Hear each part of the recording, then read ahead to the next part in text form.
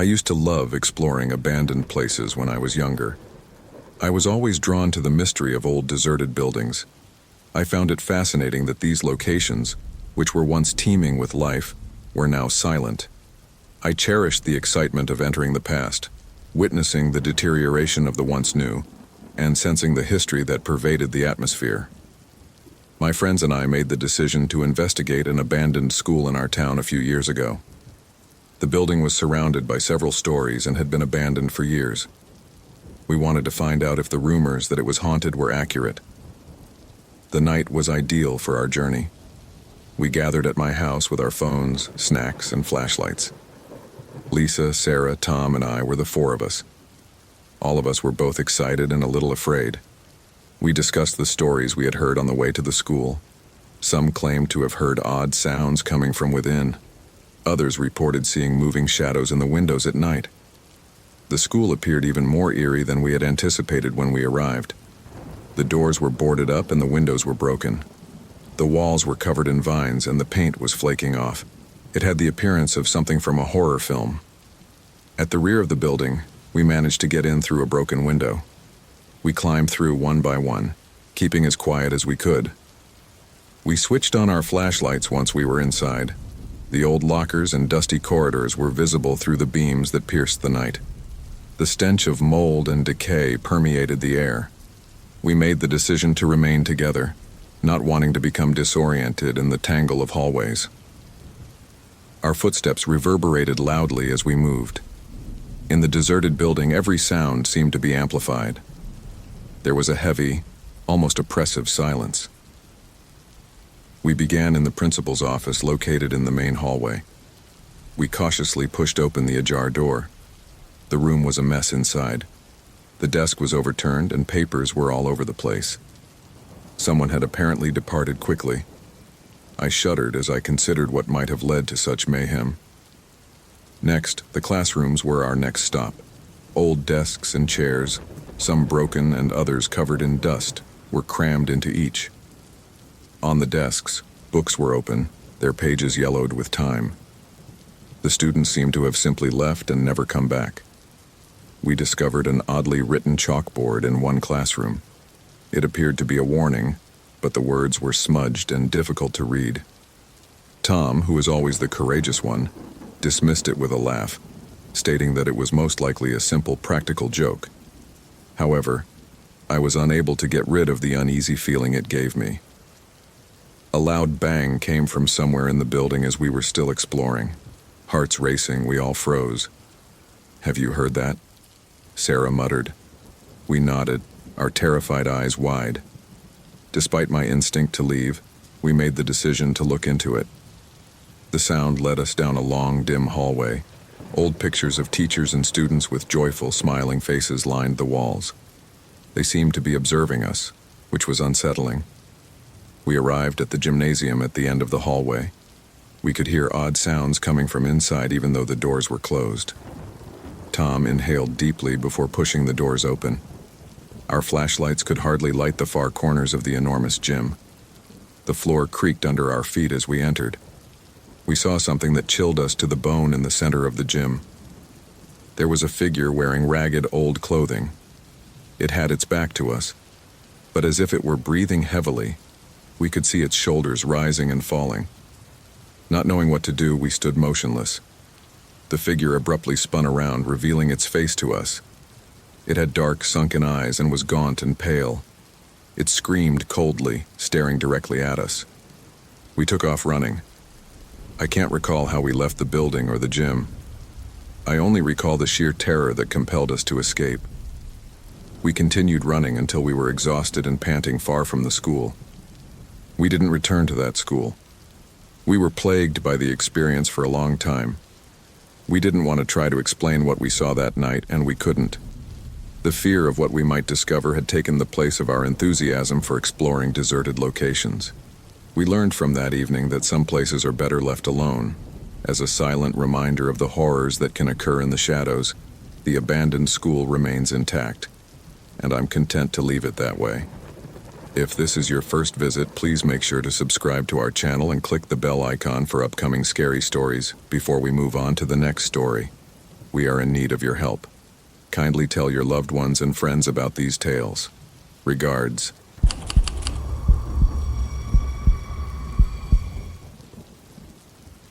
At the gas station, I was on the graveyard shift. I was halfway through my shift and it was a quiet night. Aside from the faint buzz of the overhead lights and the hum of the refrigerators, the store was deserted. I heard the door chime while I was restocking shelves. Holding the hand of a small boy, a woman came in. They both appeared frightened. Tears were streaming down the woman's face and her clothes were ripped. The boy, his eyes wide with terror, held onto her side. Her voice was tremulous as she walked toward the counter. "Is it okay if I use your phone?" I gave her the store phone and nodded. I saw her hands shaking as she dialed. The boy remained near her, scanning the area uneasily. What they had gone through was beyond my comprehension. The woman's words were urgent and hurried as she spoke softly into the phone. Despite my best efforts to avoid listening in, I couldn't help but hear bits and pieces of her conversation. She was attempting to get assistance from someone. She asked if they could spend some time in the store after the call. Her desperation was evident to me. "Of course," I replied. "You are welcome to stay as long as necessary." I gave them some free snacks and beverages. The woman thanked me as her expression softened a little. The woman sipped a bottle of water as the boy munched on a candy bar as they sat in a corner. I watched them to make sure they were secure. As the night went on, my stomach began to grow uneasy. It was obvious that they were fleeing from something or someone, but I had no idea what had happened to them. An hour went by. Once more, but with greater aggression, the door chimed. A man barged in. Anger twisted his face. "There you are," he yelled, heading straight for the girl and the boy. The girl retreated, drawing the boy nearer. I tried to speak steadily as I said, "Sir, you must go." I moved in between the woman and him. He roared, "Get out of my way. I'm bringing her along." I resisted his attempt to push past me. With a protective grip on her son, the woman was now crying. I said, "I'm going to call the police, sir." I reached for the phone, my heart thumping in my chest. Anger flashed in the man's eyes as he lunged at me, snatching the phone from my grasp. I was able to pick it up and call 911 even though it clattered to the ground. I yelled into the phone, "Help! We need police at the gas station on Elm Street." It seemed like forever before I heard the sirens, despite the dispatcher's assurance that assistance was on its way. As he attempted to pull the woman from the store, the man kept yelling. In an attempt to buy time, I stood in his way. The boy's face was now buried in his mother's side as he sobbed. The police finally showed up. With their weapons out, 2 officers rushed through the door. 1 officer ordered them to move away. After a moment of hesitation, the man raised his hands, his angry face still twisted. The officers acted swiftly, escorting him to the squad car and handcuffing him. The woman sobbed in relief as she fell onto a chair. Still terrified, but clearly relieved that the man was gone, the boy held on to her. To speak with the woman, one of the officers lingered behind. She clarified that the man had been abusive while they were dating. At last, she and her son had escaped, taking sanctuary in the gas station. She was reassured by the officer that she was safe now and that they would assist her in finding lodging. A sigh of relief washed over me. It had been terrifying, but I was happy to be of assistance. With tears of appreciation in her eyes, the woman thanked me several times. I assured her that there was no issue and that I was just happy she and her son were safe. The officer remained with the woman until a social worker showed up after the police removed the man. They made arrangements for her to spend the night at a safe house with her son. The woman gave me one final look as they walked away. With emotion in her voice, she said, "Thank you." I nodded as I watched them leave, at last safe from danger, into the night. Once more, the store was silent. There was only the buzz of the lights and the hum of the refrigerators. However, the night now felt different. I had assisted someone in need and faced a terrifying situation. Never had the graveyard shift felt so significant. I kept thinking about the woman and her son as the hours went by, and the morning light started to come in through the windows. I hoped their new life would bring them safety and tranquility, and I hoped that I had changed things, even if only slightly. That night's memory lingered with me, serving as a reminder of the fortitude required to confront fear and the resilience of kindness in the face of adversity.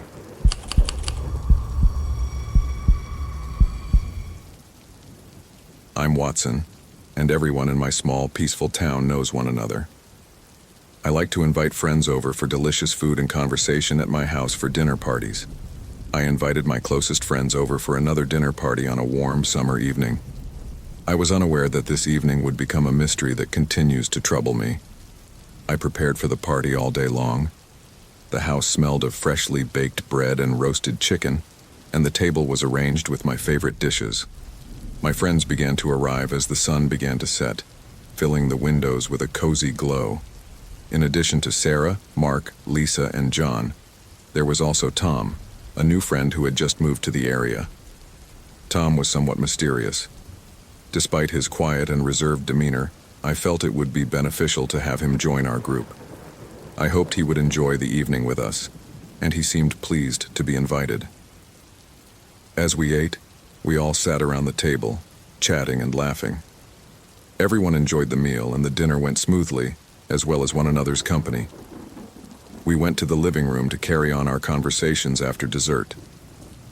At that time, I didn't give Tom's unusual silence much thought. He might not have felt at ease yet, or he might have simply been shy.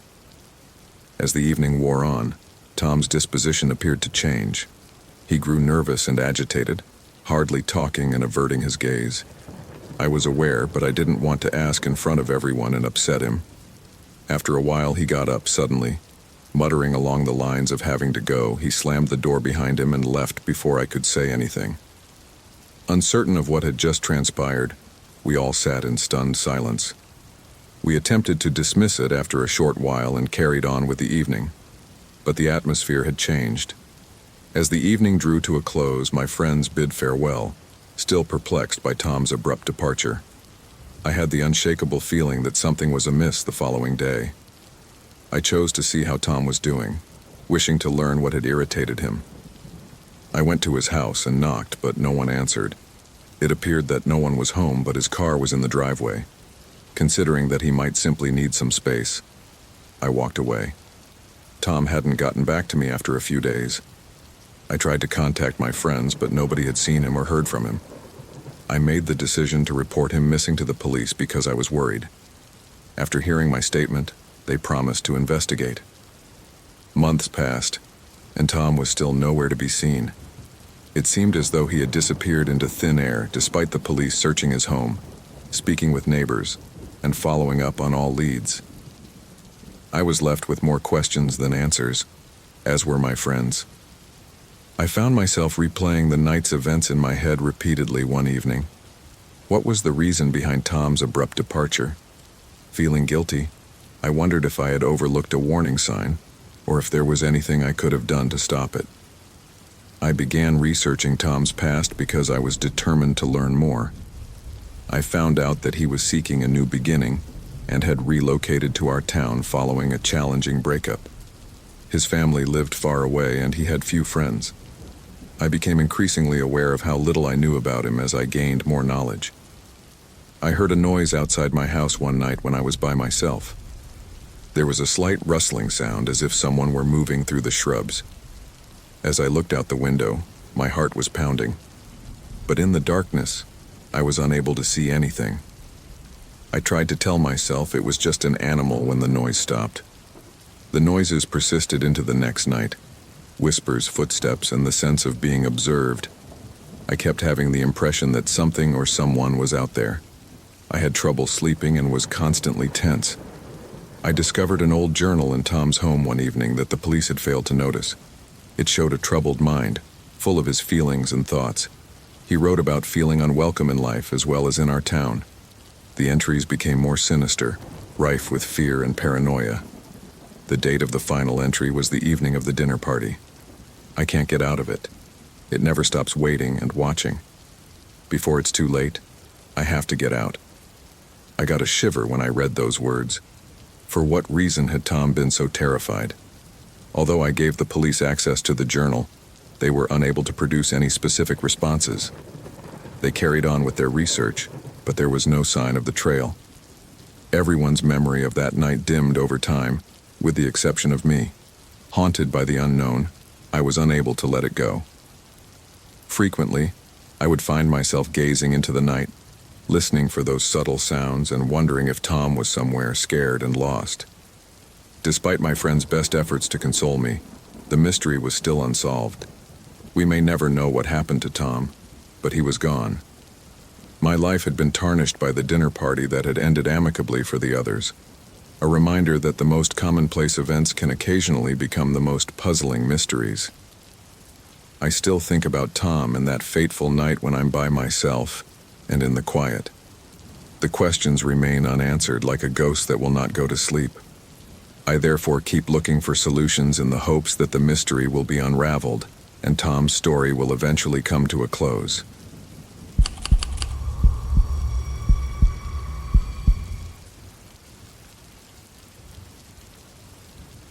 My son Alex was brought home late one night by his friend James a few years ago. At the time, Alex was 20 years old and had gone out with friends. When I heard the front door open, I was already in bed. I hurried to my feet to see what was going on. As I arrived in the living room, I noticed James straining to support Alex. Alex was so inebriated that he could hardly stand. His eyes were half closed and his clothes were rumpled. James was a tall, strong young man who appeared to have no trouble carrying Alex's weight. I apologize for this. James spoke in a steady tone. Alex drank a little too much. I nodded, any frustration I might have had overshadowed by my worry for my son. I moved to assist and said, "Let's get him to his room." We worked together to get Alex into his bed and up the stairs. His head lolled to the side as he muttered something incoherently. In the hopes that he would sleep it off and wake up feeling better, I took off his shoes and tucked him in. After a moment of observation, James turned to go. "I appreciate you taking him home," I said. "No problem," James replied, grinning slightly. "Tomorrow, I will see how he is doing." James then departed and I returned to my room in the hopes of getting some rest. Alex was sleepy but fine the following day. He only remembered that he had gone out with friends the night before and had consumed too much alcohol. I didn't give that night any more thought as my life continued on as usual. After a year, everything was different. I was watching the news one evening when I noticed a breaking story. Standing in front of a hotel, the reporter was recounting a horrifying crime that had occurred. As I listened, my heart fell. According to the reporter, a young man was discovered dead in his hotel room earlier today. According to reports, a friend checked the victim, whose name has not been made public, into the hotel the night before. The friend is now being sought by police and is regarded as a suspect. A shiver went down my spine. The story felt uncannily familiar in some way. As the reporter went on, I watched in horror. Witnesses report seeing the suspect leave the hotel early this morning. This sketch of the suspect has been made public by the police. A drawing of a man who remarkably resembled James appeared on the screen. As I tried to comprehend what I was seeing, my heart raced in my chest. Is he the one? The thought was nearly unbearable. I called Alex right away. His voice was drowsy as he answered on the third ring. "Alex," I said urgently, "turn on the news.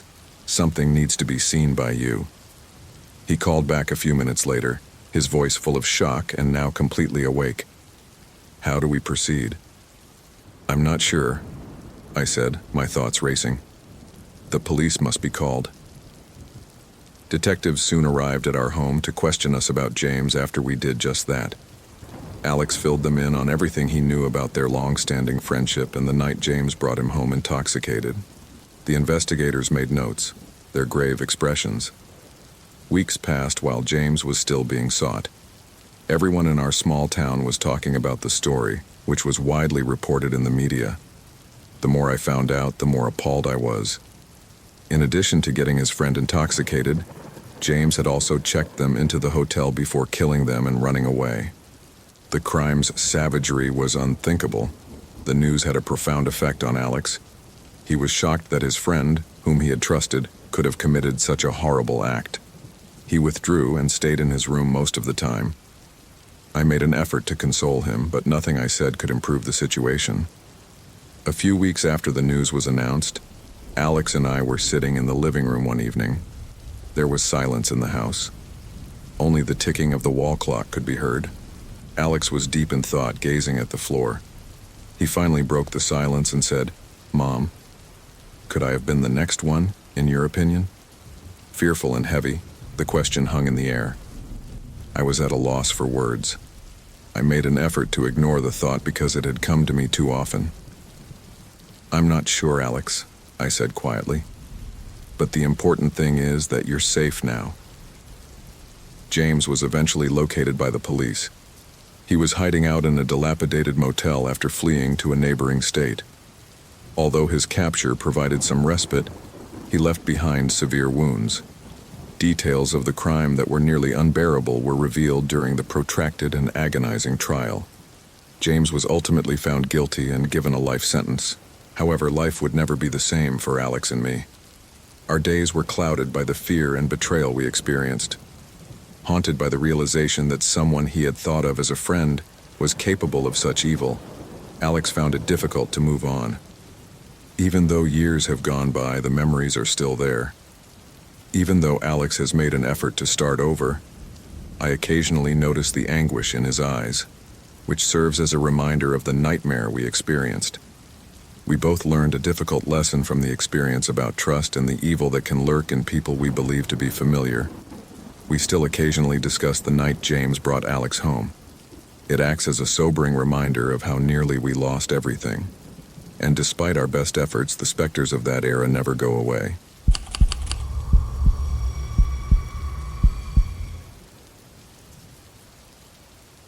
In New Hampshire, I worked the night shift at a peaceful gas station. It was an easy task. Among my responsibilities were managing the register, cleaning, and stocking shelves. Usually the nights were quiet, with very few patrons coming in for a snack or to fill up their tanks. I noticed that the air felt different one night as I was getting ready to close up.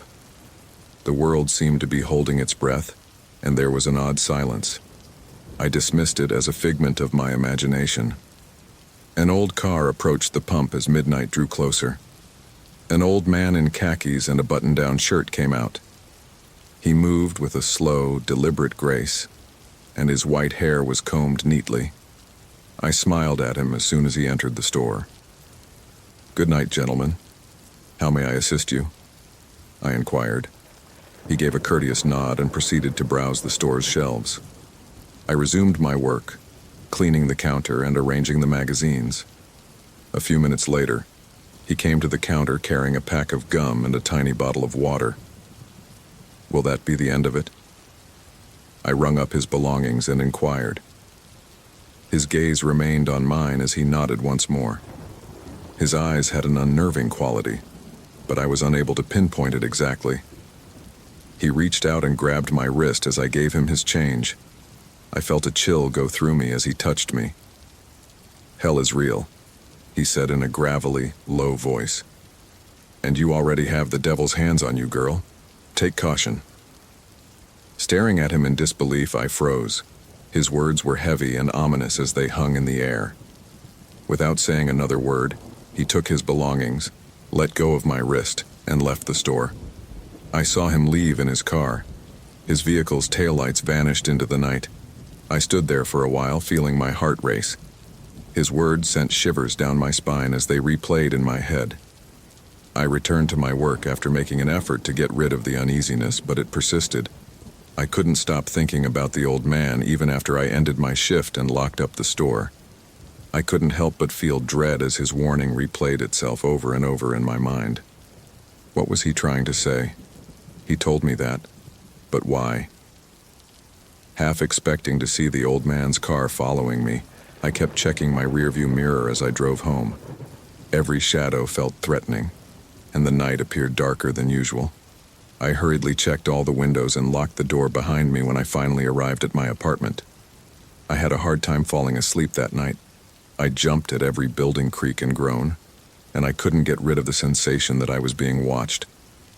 My dreams were plagued by the old man's warning, and I repeatedly woke up in a cold sweat. I shared the experience with my coworker the following day.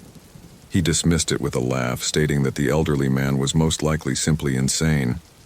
However, I couldn't get rid of the impression that there was more to it. As though a gloomy cloud were hovering over me, I felt a heavy weight on my chest. Weeks passed, and the old man's warning began to fade from memory. Life continued on as usual, but every time I worked the night shift, I couldn't help but feel uneasy. I heard a faint whisper one night while I was replenishing the shelves. When I turned around, nobody was there. I dismissed it as a figment of my imagination and resumed my work. However, the murmurs persisted, becoming louder and more persistent. I couldn't make out the words, and they seemed to come from everywhere. I made an effort to ignore it, but the sense of dread intensified. My heart began to race, and I could feel the cold in the air. Nothing unusual caught my attention as I scanned the store. For a brief moment, the lights flickered, creating unsettling shadows on the walls. A chilly hand suddenly touched my shoulder. I turned around, but nobody was there. I had a panic attack, and my breath came in short gasps. The murmurs increased in volume. Their persistent murmur filled my ears. I sprinted to the front of the store, picked up my phone, and with shaking fingers, dialed my coworker's number. The phone kept ringing, but no one picked it up. I looked at the time. It was nearly midnight. My heart seized with fear as the old man's warning suddenly flooded back into my mind. I turned to see a figure standing in the doorway as the door chime rang. The elderly man was there, staring at me. His footsteps reverberated in the deserted store as he approached me slowly. His words sent shivers down my spine. "Hell is a real place, and you already have the devil's hands on you, girl. Take caution." With my heart racing, I took a step back. I was overcome with fear as a result of the old man's intense gaze. With a cold, unforgiving grip, he reached out and touched my wrist. In a whisper, he reiterated, "Be careful." Panic gripped me and I jerked away, staggered back. I had a sense of impending doom, as if the old man's eyes were piercing my soul. Without pausing until I got to my car, I turned and fled the store. The old man's warning echoed in my head as I drove home in a daze. I felt a heavy weight on my chest and was unable to get rid of the dread. My heart was pounding when I finally arrived at my apartment, locked the door, and fell onto the couch. I had trouble sleeping that night. The old man's words lingered in my mind, and I experienced an unexplainable feeling of terror. I called in sick the following day and stayed at home because I was too scared to return to work. The old man's warning stuck with me, but I never saw him again. I still get shivers when I think about that night, and I can't get rid of the unsettling feeling that something sinister is observing me. I'll never forget the terror I experienced that night at the gas station, regardless of whether the old man was insane or if his warning was accurate.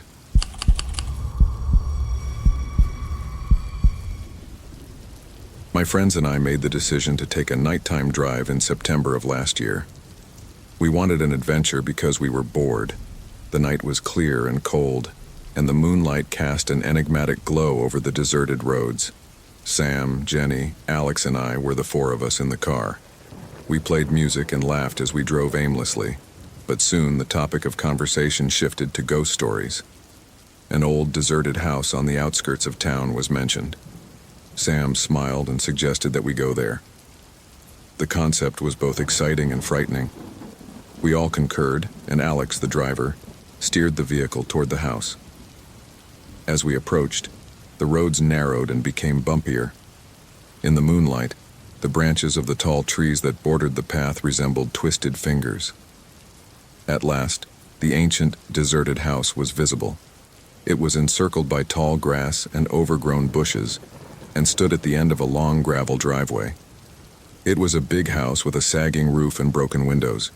It appeared to have been deserted for many years. Unsettling shadows were created on the walls by the car's headlights, enhancing the spooky appearance of the house. In order to avoid drawing attention to ourselves, we parked the car a short distance down the road. The air grew colder as we made our way to the house, and I could hear our feet crunching on the gravel. I could tell my friends were anxious and my heart was racing.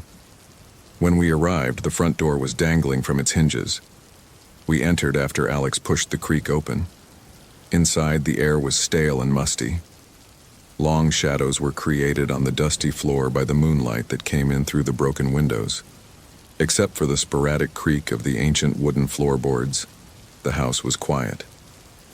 We parted ways to investigate. Alex and Sam remained on the ground floor, and Jenny and I went upstairs. As we ascended, the stairs creaked beneath our weight. The empty house reverberated with every step. We discovered broken picture frames, cobwebs in every nook and cranny, and old furniture covered in white sheets upstairs.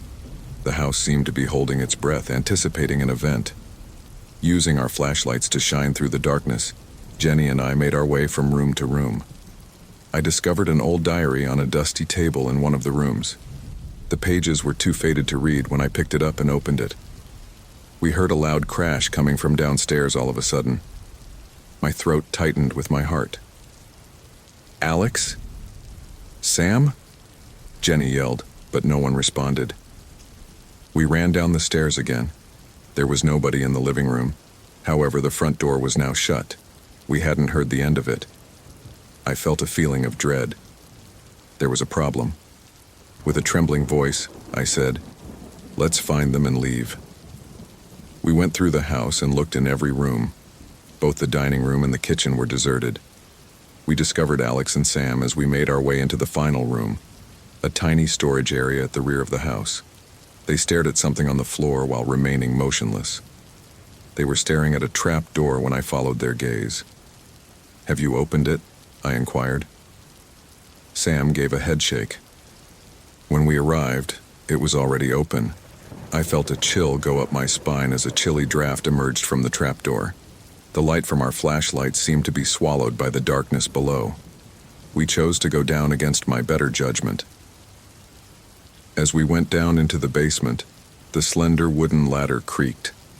It was cold and wet in the basement. Shelves brimming with old tools and dusty jars lined the walls. There was a tiny flickering light in the corner. When we got close, we discovered an antique lantern dangling from a wall nail. The room was barely illuminated by the faint glow it cast. We heard footsteps above us all of a sudden. There was another person in the house. My chest throbbed with my heartbeat. We switched off our flashlights and listened while standing motionless. The sound of footsteps increased as they approached the trapdoor. In the hopes that whoever it was would go, we held our breath. But just above us, the footsteps came to a stop. The trapdoor then creaked open slowly. In the dim light from the living room, a silhouetted figure emerged at the top of the ladder. The man was tall and thin, with eyes that seemed to glow in the dark and wild hair. We retreated, attempting to avoid his view as he descended the ladder. The man walked methodically and slowly, as though he was looking for something. We couldn't understand the words he muttered to himself. Beside me, I could feel my friend shivering. We had to leave, but we couldn't do so until we got past the man. The man abruptly came to a halt and turned to face us directly. A chilly smile appeared on his face as his eyes met mine. Panic struck as he began to approach us. We ran for the ladder and clambered as quickly as we could. First came Alex, then Jenny, then me, and lastly Sam. The man grabbed Sam's ankle as we got to the top and pulled him back down. We all grabbed Sam and pulled him with all of our strength as he kicked and struggled. We locked the trap door with a rusty bolt and slammed it shut after Sam was able to escape. We didn't pause for a breather. We dashed through the front door, out of the house and back to the car. Alex turned on the engine and we jumped in. Without turning around, we sped off, the tires screeching. The house vanished into the darkness behind us as we drove off. We were too shaken by what had just transpired to talk. The nighttime drive had become a nightmare instead of an exciting experience. Although we had discovered our adventure, we would never want to go through it again. We didn't talk about the abandoned house again after that night. For weeks, I couldn't shake the image of the man and his eerie smile. I still get cold when I drive past the edge of town and accelerate because I don't want to be reminded of that horrible night.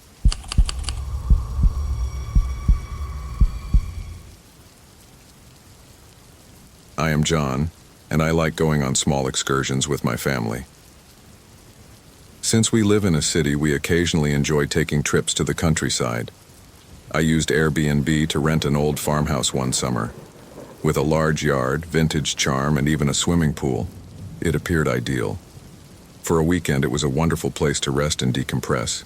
It was a sunny Friday afternoon when we arrived. Julian, my wife, and Liam and Zoe, our 2 children, were thrilled. The farmhouse was encircled by trees and located at the end of a lengthy gravel road. It was filled with old photographs and furniture, and it had a large porch with groaning wooden steps. It was as though we were traveling back in time. We made the decision to spend the evening by the pool after unpacking. Julian and I sat on the edge and dipped our feet in the refreshing water as the children splashed around. The kids' laughter and the soft rustle of leaves were the only sounds in the crisp air. We had dinner outside and put up some lights around the pool as night fell. Everything appeared to be ideal, and the stars were brilliant. Suddenly, though, I heard a crunching sound, as if someone were walking on parched leaves. I glanced around, but our lights couldn't reach the darkness. Julian saw that I was worried. "Have you heard that?" I inquired. She tried to sound calm as she answered, "I'm sure it's just an animal." However, the noises persisted and appeared to be approaching. I instructed the children to exit the pool and enter the house. After hastily gathering our belongings, I locked the door. The house felt secure inside, but I couldn't get rid of the uneasy feeling. I made sure all of the doors and windows were locked. I had my phone and a flashlight close by as Julian and I put the kids to bed. The house was silent for hours. I was about to unwind when there was a loud knock on the door. My heart leaped. The flashlight came to me and I peered through the peephole. A man in a police uniform was standing outside. He yelled, "Open up, it's the cops." I wavered. For what reason are the police present at this hour? I made the decision to shout through the door.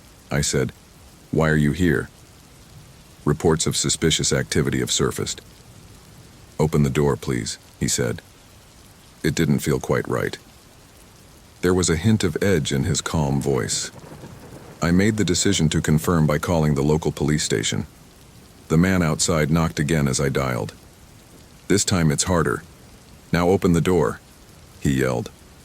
When the police station dispatcher answered, I gave a brief explanation of the circumstances. They told me to stay inside and lock everything and said they hadn't sent anyone to our location. Actual officers were being dispatched to our address. I was terrified. I instructed Julian to hide in one of the bedrooms with the children. The man outside was trying the door handle, and I could hear it. I walked over to the living room and switched off every light that was visible through the curtains.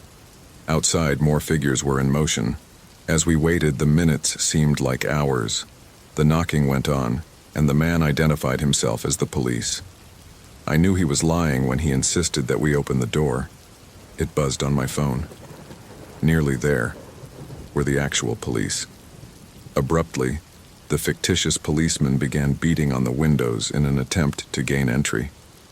In the hopes that they wouldn't shatter the glass, I held my breath. The figures outside were dispersed into the woods when I finally caught sight of the flashing lights of a police car approaching down the lengthy driveway. When actual police officers showed up, they conducted a search. The imposters were nowhere to be seen. Although they said we were safe, they advised us to spend the night somewhere else. They claimed that although it wasn't frequent, people occasionally pretended to be police officers in order to enter homes. Although their motivations were unclear, it was obvious they had no good intentions. After packing, we departed from the farmhouse and made our way to a hotel in the area. The children felt safe, but afraid. We were both relieved and shaken, Julian and I. I kept thinking about what might have happened if we had opened the door as we drove away. I learned from the terrifying experience to always follow my gut and make sure before allowing someone inside.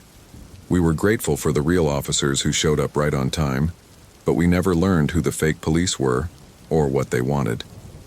My perspective on safety was altered by that evening, and I now exercise greater caution, particularly when renting accommodations in new locations. Although our little adventure turned into a terrifying night, we were fortunate to escape unscathed. The lesson was learned, and going forward, regardless of how safe a location appeared to be, I always made sure to double-check everything and remain vigilant. I still remember a weird experience I had in 2016. After a demanding work week, I was feeling worn out on this Saturday evening. In an attempt to get some much-needed sleep, I made the decision to go to bed early. The refrigerator's sporadic hum was the only sound disturbing the quiet in my tiny apartment. Around 9 o'clock at night, I climbed into bed and pulled the covers up to my chin. After closing my eyes, I quickly fell into a sound sleep. I had vivid, strange, and unsettling dreams, but I was unable to wake up. I was unable to move or open my eyes, as if I were imprisoned in my sleep. It had not yet gotten light when I awoke. I grabbed my phone off the nightstand to see what time it was. 3:33 a.m. I sat up in bed and rubbed my eyes blearily. Something caught my attention as I glanced around the room. In my room, there was another bed next to mine. When I went to sleep, I was certain it wasn't there. There was no room for an additional bed in my tiny one-bedroom apartment. The bed was still there, even though I blinked multiple times, believing my eyes were deceiving me. It had a dark wooden frame and white sheets, just like mine. However, the figure in the bed was what frightened me. There was a motionless figure beneath the white sheet. I couldn't see their face because the sheet was pulled up over their head. As I gazed at the figure, a cold sweat appeared on my forehead. Who might that be? I had not invited anyone over, and my apartment's keys were in the possession of no one else. My voice seemed to be stuck in my throat when I tried to scream. As I tried to come up with a plan, my mind was racing. Do I need to call the police? I tried to make as little noise as possible as I got out of bed. I tiptoed to the door, my heart thumping in my chest. My hand shook so much that I missed the light switch the first time I reached for it. The figure remained motionless when I eventually switched on the light. I could see the sheet now that the room was well lit. It had minor stains and appeared worn and old. In an attempt to regain my composure, I inhaled deeply. I approached the bed slowly while keeping my gaze fixed on the figure. The sheet appeared thin and nearly transparent as I drew nearer. The face was still obscured, but I could see the outline of the person's body underneath. I reached out to touch the sheet, but my hand trembled. The figure shifted as my fingers touched the fabric. With my heart pounding, I leaped back. With the sheet still covering them, the figure slowly sat up. They turned to face me, and although I couldn't see their eyes, I could feel them on me. I couldn't move or talk, because I was so terrified. Still wrapped in the sheet, the figure rose to his feet. Compared to everyone I knew, they were tall. They moved in my direction, and I was able to speak at last. You are who you are. My voice was hardly audible as I whispered. The figure remained silent. They watched me in silence as they stood there. I retreated, fear rushing through my head. I needed to leave that place. My hands fumbling with the lock, I turned and ran to the door. Behind me, I could hear the slow, methodical footsteps of the figure. When I eventually succeeded in unlocking the door, I slammed it behind me as I dashed out into the hallway. It wasn't until I was outside, feeling the cool night air against my face, that I stopped running. I tried to catch my breath by leaning against the building. Questions were racing through my head. Who was that? How were they able to enter my flat? I called the police because I knew I couldn't return inside by myself. I told the officers what had happened when they got there. After giving me a worried look, they asked me to wait outside while they inspected the apartment. My heart continued to race as I paced back and forth. The officers returned outside after what seemed like an eternity. One of them said, "No one is in there." We looked in each room. "Are you certain you weren't having a dream?" I didn't argue, even though I knew what I had seen. After thanking the officers, I watched them leave in their car. I stood looking up at my apartment window for a long time. At last, I plucked up the bravery to return inside. The figure was nowhere to be seen, and the spare bed was gone. Before I fell asleep, everything was just as it had been. All of the windows and doors were locked when I checked them. The realization that whoever or whatever had been in my room had disappeared without a trace sent a shiver down my spine. I spent the remainder of the night sitting on the couch with all the lights on, not sleeping. I was shaken by the experience, and I'm still baffled by what transpired. Soon after, in an attempt to forget the memory, I moved to a new apartment. However, there are still times in the middle of the night when I feel like I'm being watched, and I can't help but wonder if the person in the white sheet will ever come back.